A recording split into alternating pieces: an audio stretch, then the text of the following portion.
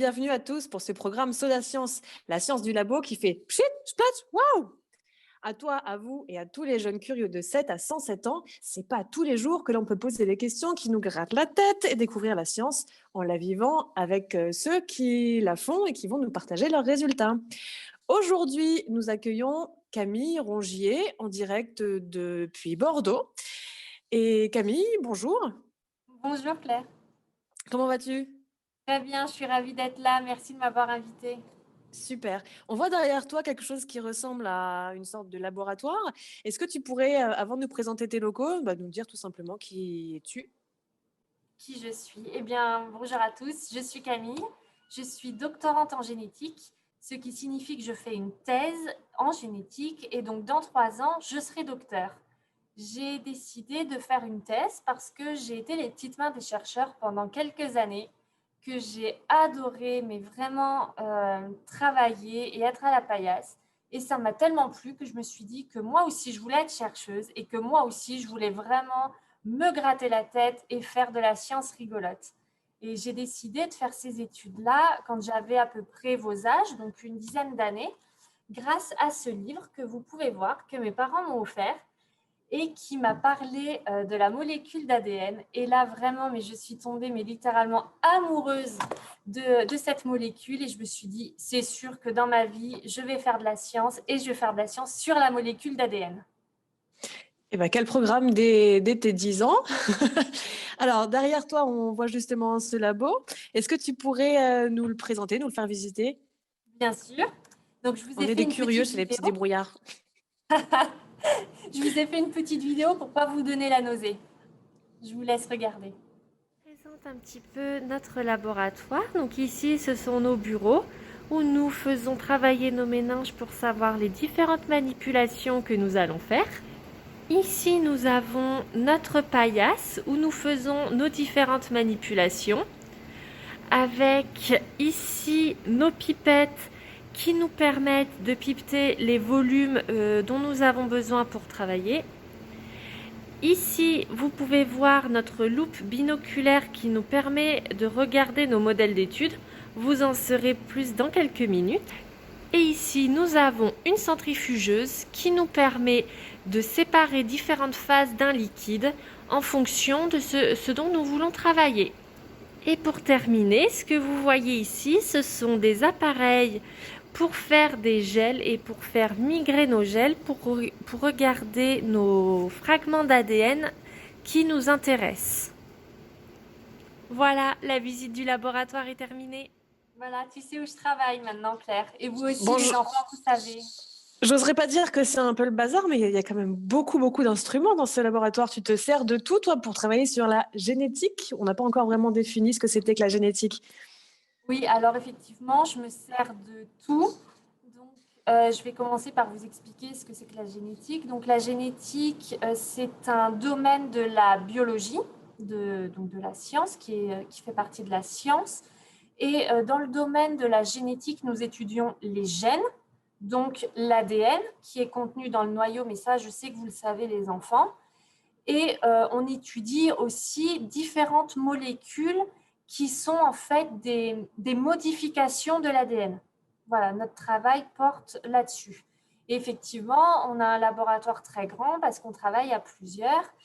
Et oui, je me sers de tout parce que chaque instrument a une fonction très particulière et que pour répondre à une grosse question biologique, on est obligé d'avoir plusieurs appareils différents. Ok, bon, c'est un petit peu plus clair. Est-ce que tu pourrais nous préciser, toi, précisément, ton thème de recherche? Avec grand plaisir. Donc déjà, moi je travaille, enfin je vais vous présenter déjà la cellule pour que ce soit plus clair pour vous. Donc là, je sais que les enfants, vous êtes très au fait de la cellule parce qu'à l'école, vous travaillez beaucoup là-dessus. Donc pour rappel, la cellule, c'est un espèce de gros ballon rempli d'eau et qui contient donc ici le noyau qui contient lui-même la molécule d'ADN. Donc ça, c'est une représentation dont vous avez l'habitude, mais en réalité, la cellule est beaucoup plus complexe que ça. Et c'est ce que vous voyez là. Donc en fait, vous savez que nous sommes un organisme et nous avons des organes qui nous permettent de vivre. Eh bien, la cellule, c'est pareil. c'est donc un gros ballon rempli d'eau avec différents organes. Donc, c'est tout ce que vous voyez là avec ma souris qui permettent à la cellule de vivre. Et ici, donc, vous avez le noyau qui contient la molécule d'ADN. Et donc, moi, je travaille sur la molécule d'ADN à peu près. Je ne sais pas si vous êtes très au fait des protéines. Donc, je vais vous expliquer ce que c'est qu'une protéine. Une protéine. Oui, merci Camille, merci beaucoup. Oui. On veut bien l'explication. Ça marche. Donc, une protéine, c'est comme un Pac-Man ou un Pokémon. Vous avez plus l'habitude des Pokémon à votre génération. Et chaque Pokémon a une fonction différente. Pour obtenir ces protéines ayant chacune une fonction particulière, on part de la molécule d'ADN donc qui est contenue dans le noyau, comme vous le savez. Cette molécule d'ADN est ensuite transformée une première fois en molécule de pré-ARN. Donc, la modification, comme vous pouvez l'observer, c'est que ça a changé de forme, c'est un changement de conformation, on appelle ça. Notre molécule de pré-ARN est ensuite modifiée une seconde fois et on obtient cette fois une molécule d'ARN. Donc, la différence entre notre molécule de pré-ARN et notre molécule d'ARN, c'est que notre molécule de pré-ARN avait été composée de 3 Legos de 3 couleurs différentes et nos molécules d'ARN se sont transformées en chacune en molécules contenant chacune deux Legos différents, donc de couleurs différentes. Une fois cette transformation 2 effectuée, nous avons une dernière transformation qui nous permet d'obtenir des protéines. Donc, vous voyez, chaque protéine a une fonction différente. Donc, admettons, la première permet de construire un mur, la seconde de peindre le mur et la troisième de détruire le mur si la protéine qui a construit le mur a été défaillante. Et donc moi, au niveau de mon sujet de thèse, donc de travail, je me pose la question au niveau de la deuxième transformation. Qu'est-ce qui permet à la molécule de pré-ARN de se transformer en molécule d'ARN? Donc pourquoi on passe d'une molécule à 3 Legos à une molécule à 2 Legos bleu et vert, rouge et bleu ou vert et rouge. Voilà, ma question, c'est qu'est-ce qui se passe pour obtenir cette fameuse molécule d'ARN qui va nous permettre d'obtenir les protéines? D'accord. Donc là, nous, on est en décembre 2020. ARN, c'est un mot qu'on entend quand même de plus en plus dans les médias, surtout lié au coronavirus. Donc toi, par rapport à toutes ces maladies rares, qu'est-ce que tu envisages de faire par rapport à ces maladies rares? Toutes les solutionner grâce à ta transformation numéro 2, tout comprendre? Alors, effectivement, moi, je ne suis pas destinée à travailler sur le corona, à soigner le corona parce que ma thèse, je viens juste de la commencer. Donc, j'espère bien que dans 3 ans, tout ça sera derrière nous. Et comme tu l'as justement dit, Claire, mon grand rêve à moi, c'est de travailler sur une maladie rare. Voilà, pour soigner les gens qui n'ont aucune solution thérapeutique et qui se sentent malheureusement bien seuls et qui ont besoin de docteurs comme nous pour trouver des solutions, pour qu'ensuite des docteurs en médecine, donc ce que vos petits débrouillards vont voir quand ils sont malades et quand ils leur donnent des médicaments. Avant, il y a eu des docteurs comme nous qui ont travaillé. Donc, effectivement, moi, mon grand rêve, c'est d'aider des gens qui souffrent de maladies rares. Et est-ce qu'on va pouvoir soigner toutes les maladies rares grâce à la molécule d'ARN? Je n'en sais rien. En tout cas, effectivement, beaucoup de maladies rares sont héréditaires et génétiques. Vous en avez certainement entendu parler, les enfants, parce que la semaine dernière, nous avons eu le Téléthon. Exactement. Donc, effectivement, la molécule d'ADN, les protéines qui en résultent, et donc la molécule d'ARN qui est en fait la jonction et le messager de la cellule, effectivement, est une piste très intéressante pour soigner de nombreuses maladies rares. Mais est-ce que ça va soigner toutes les maladies rares? Non. Et je n'ai pas la prétention de dire que je vais soigner toutes les maladies rares si déjà j'arrive à comprendre le mécanisme d'une et à trouver des solutions pour les patients d'une maladie rare. Déjà, je serais sacrément contente. Et donc, toutes ces recherches, là, tu les fais toute seule? Tu as des amis que tu gardes dans un frigo et puis tu regardes ce qui se passe chez eux? Tu travailles sur des humains ou... Alors, non, je ne fais pas la recherche toute seule déjà. J'ai un chef et j'ai une collègue ingénieure avec qui on fait le travail en collaboration. Et non, je ne garde pas d'êtres humains dans mon laboratoire. Ce n'est pas bien légal. Et donc, moi, je travaille sur des vers de terre. Oui, vous avez bien entendu, des vers de terre. Et c'est trop cool, j'adore. Nos vers de terre, ils s'appellent Caenorhabditis elegans. C'est leur petit nom. Sympa. Donc, je vais vous montrer un schéma du ver pour que vous ayez un peu une idée d'à quoi ça ressemble. Il est sympa. C'est ce qu'on voit à la première image A, c'est sa vraie photo ou c'est un dessin? Exactement. En fait, donc ça, c'est un schéma. Donc, vous voyez l'extérieur. Il est un petit peu granuleux. Et l'image du dessous, en fait, c'est pour vous montrer l'intérieur du ver. Qu'en fait, le ver, c'est comme nous, ça a des organes. Et je voulais un petit peu vous montrer ça. Voilà, tous les différents organes du ver qui sont Donc, étudiés par la communauté scientifique. sa tête est à gauche, juste en dessous B. Et, Exactement, et sa tête est okay. Ici et ça, c'est sa queue. Voilà, donc Okay. en fait, le ver mange par ici et puis voilà, par cette petite... Donc, et ça a des yeux, hein, le ver a des yeux. Qu'est-ce que tu lui fais subir à ce ver? Tout plein de choses, le pauvre. Mais d'abord, moi, je voudrais vous présenter un petit peu plus en détail mon ver. Donc, moi, au laboratoire, hop, il pousse là-dessus. Donc, ça, c'est ce qu'on appelle une boîte de pétri. Et moi, je lui donne à manger. Donc, vous mangez du poisson, des œufs, des légumes. Eh bien, moi, mes petits vers, ils mangent des bactéries Escherichia coli. Et je les aime tellement que je voudrais vous montrer, en fait, comment je fais pour les observer et comment je fais pour travailler. Alors là, je vais vous lancer la vidéo pour que vous puissiez tout savoir. Pour observer nos vers, nous utilisons une loupe binoculaire. Donc voilà, c'est ce que je vous montre. Et comme vous pouvez le voir, ici, nous avons notre boîte de pétri sur lesquelles il y a nos vers Caenorhabditis elegans. Et maintenant, je vais aller vous montrer ce que je vois quand je mets mes yeux dans les loupes. Ah oui, donc on avait l'impression, quand tu nous disais des vers de terre, qu'on avait des vers de terre de quelques centimètres, mais finalement, non, pas du tout, ils sont minuscules. Ils sont petits, exactement. En fait, sur la boîte, je ne sais pas si vous allez réussir à y voir. Vous voyez ces petits points blancs?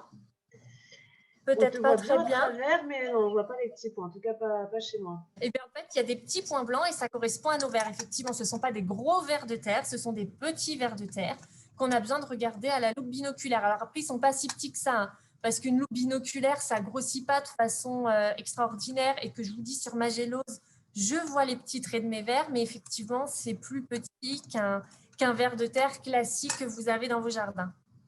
Ok, ça marche. Alors, je crois que les enfants ont aussi fait une expérience hier, ils l'ont lancée, une expérience que tu leur avais proposée. Peut-être tout à l'heure, quand ils reprendront la parole, ils nous en parleront un petit peu plus, mais en 2 mots, sur une gélose, sur le petit coussin tout gluant, ils ont fait les empreintes de leurs pouces, de leurs doigts, propres et mains sales. Et donc là, on est à même pas 24 heures du test. Est-ce que tu peux leur expliquer ce qui va se passer? Comme ça, ils seront attentifs et curieux de voir ce qui va arriver. Absolument. Alors là, j'essaye de passer la vidéo. Je suis un peu bloquée, excusez-moi. Je m'étais filmée pour vous montrer comment, en laboratoire, moi, j'ai ensemencé mes boîtes.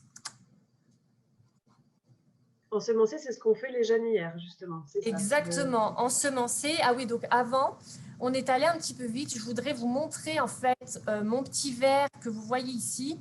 En fait, mon ver Caenorhabditis elegans, il est transparent. Et donc, nous, en laboratoire, en modifiant l'ADN, on peut colorer notre ver Caenorhabditis elegans.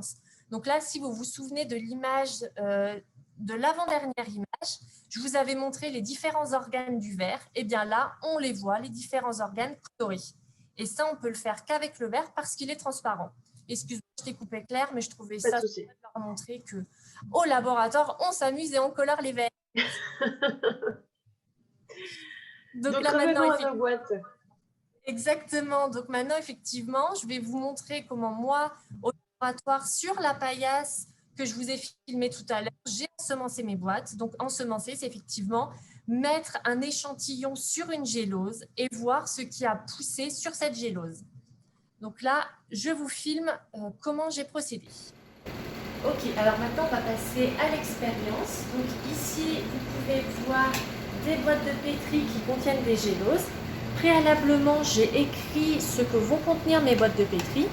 Donc ici, mes mains sans être lavées, mes mains une fois qu'elles seront lavées. Et ensuite ici, je vais mettre mes chaussures pour voir qu'est-ce que nous avons sur les mains et sur les chaussures. Et y a-t-il une différence avant et après lavage? Donc, on va commencer par l'ensemencement des chaussures. Donc, hop, j'appuie comme ça le bout de ma chaussure. Ici, mes mains sans lavage, je vais mettre mes petits doigts sur la gélose qui va permettre l'ensemencement de la gélose. Et ensuite, je vais aller me laver les mains pour ensemencer cette boîte-ci. Suivez-moi.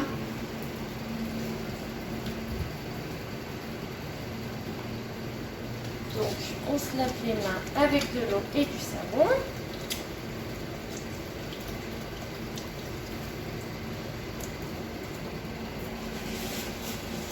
Et ensuite, cette expérience-là me permet de voir si, en me lavant les mains, j'obtiens une différence par rapport à quand je ne me suis pas lavé les mains. Donc, j'ai fait des choses très classiques.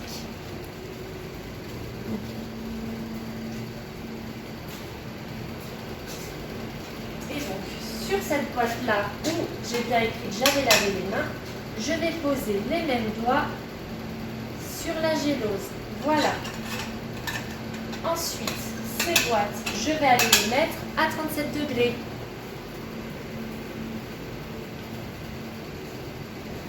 Hop, je les mets à 37 degrés et ensuite, dans 24 heures, nous aurons le résultat.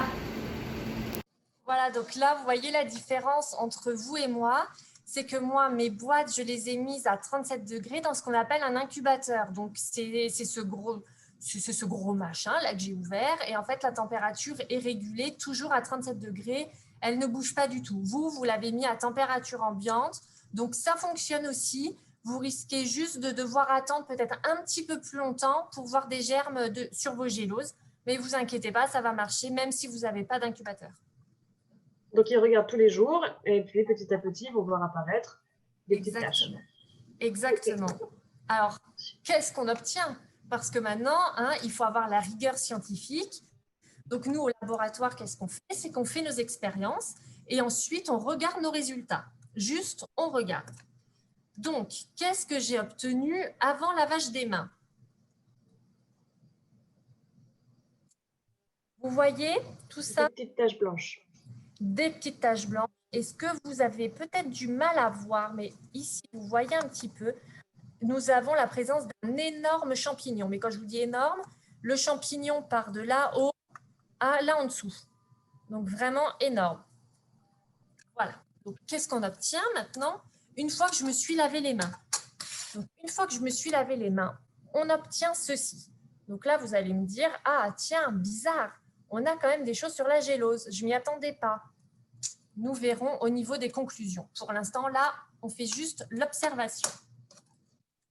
Et alors, sur mes chaussures, qu'est-ce que j'ai sous mes chaussures? Eh bien, quand j'ai mis mes chaussures, vous voyez, j'ai eu tous ces micro-organismes-là. Vous avez bien vu, il y a du monde. Donc, en recherche, une fois qu'on a observé nos résultats, nous passons à l'interprétation et à la conclusion de nos expériences. Donc, qu'est-ce qu'on peut conclure sur nos expériences des mains? Donc, on a vu qu'effectivement, avant lavage et après lavage, nous avons une différence significative. Donc, ça veut dire que le savon permet d'éliminer les micro-organismes et qu'il faut se laver les mains, notamment avant de manger. Mais surtout, vous avez vu que j'ai obtenu quelques germes sur la boîte avec lavage. En fait, ça signifie que sur nos mains, tous les micro-organismes que nous avons ne sont pas forcément pathogènes. Donc, pathogènes, c'est-à-dire que ça induit une maladie. Tous les micro-organismes que nous avons ne sont pas forcément néfastes.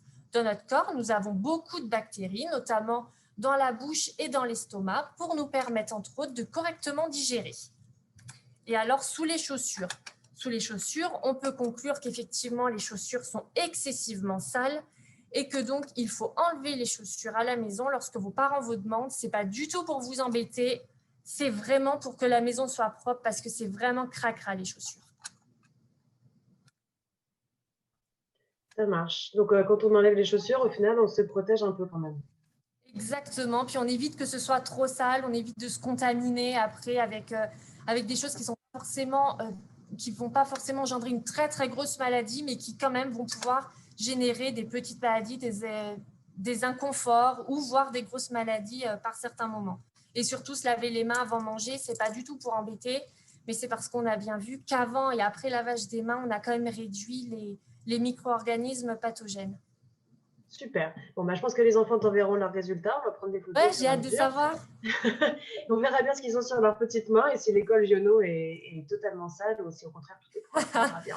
Mais je suis Je te sûre que laisse c'est très conclure. propre. Oui. Je te laisse conclure, Camille. Merci.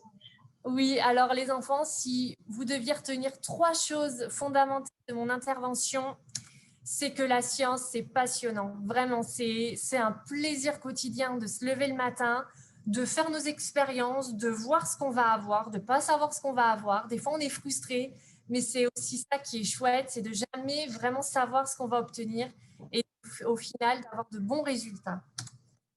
Ensuite, la science, tout le monde peut en faire. Vous voyez, si on prend mon exemple, moi, j'ai été les petites mains des chercheurs pendant quelques années et j'ai quand même fini par faire une thèse. Donc, vous voyez, c'est possible. Et surtout, tout le monde peut faire de la thèse. Non, peut faire de la science. En réalité, tout le monde fait de la science. Je vous ai fait une petite vidéo et je vais vous la commenter en direct. Donc là, un œuf est cassé dans la poêle. Et donc, qu'est-ce qu'on est en train de commencer à voir? Vous allez me dire, pas grand-chose. Mais ici, regardez, patientez 3 secondes et vous allez voir. En fait, il y a le blanc de l'œuf qui est en train de se solidifier. Bon, vous allez me dire, OK, rien d'extraordinaire. Eh bien si, en fait, vous vous souvenez des protéines dont je vous ai parlé précédemment, ces petites unités fonctionnelles. Eh bien là, dans ce cas-ci, une des protéines de l'œuf qui s'appelle l'albumine est en train d'être détruite par la chaleur. Et c'est pour ça que le blanc de l'œuf durcit. Donc, en réalité, quand papa, maman ou même vous faites cuire un œuf, eh ben, vous faites de la science, vous détruisez des protéines. Alors, bravo à vous. Voyez, et là, c'est tout bon. Et bon petit déjeuner. Exactement. Au bon déjeuner. C'est d'ailleurs. Oui, mais bon pour la santé d'avoir les protéines le matin, très bon pour la santé. Et pour conclure, quand on fait de la science, il faut vraiment être intègre. Prenons l'exemple, par exemple. Vous pensez que votre frère ou votre sœur vous a piqué votre joue. Vous allez mener l'enquête. Eh bien, si vous n'êtes pas rigoureux, vous risquez de prendre les preuves uniquement qui vous montrent que votre frère ou votre sœur vous a piqué votre jouet et vous risquez de passer à côté des preuves qui vous montrent que vous avez tort. Eh bien, nous, en recherche, c'est pareil. Il faut vraiment qu'on fasse attention à regarder nos résultats avec honnêteté pour ensuite interpréter et faire de la bonne recherche qui compte et qui permettra de soigner les gens et de mieux comprendre certains mécanismes. Pour finir, je vous remercie pour votre attention. J'ai passé un super moment avec vous et j'ai vraiment aimé préparer cette présentation pour vous. Super, merci beaucoup Camille. Comme quoi, au final, la distance n'est jamais un frein. On peut se rencontrer à travers la France. Merci à tous en tout cas d'avoir suivi ce programme. J'espère que ça vous a plu.